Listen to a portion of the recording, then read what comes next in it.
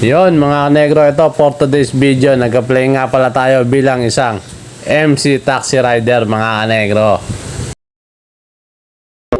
Tapos ito na nga mga kanegro, syempre pupunta tayo ng Antipolo, kumuha muna tayo ng booking mga kanegro. Kaya ito, naglalamog muna tayo, yan, kumuha tayo ng double booking. Isang kainta at isang kog yung kinuha natin syempre. Para hindi naman tayo lugi sa gas, syempre malayo-layo yun kaysa bumaybay ka, di ba?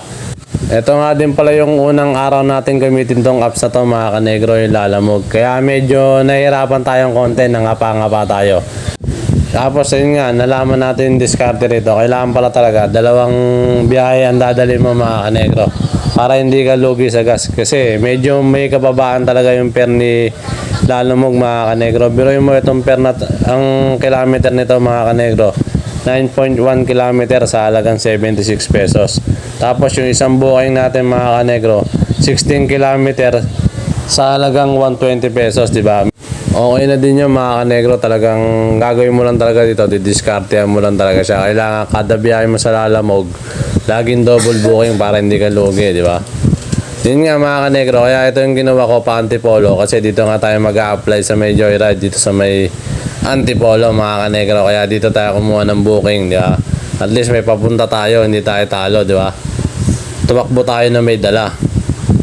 Tapos yun nga mga kanegro, nakarating na nga tayo dito. Kaya ito, iabot na rin natin kay ma'am yung pinadala sa kanya. Bayad na to mga kanegro, binayaran na nung nagpadala.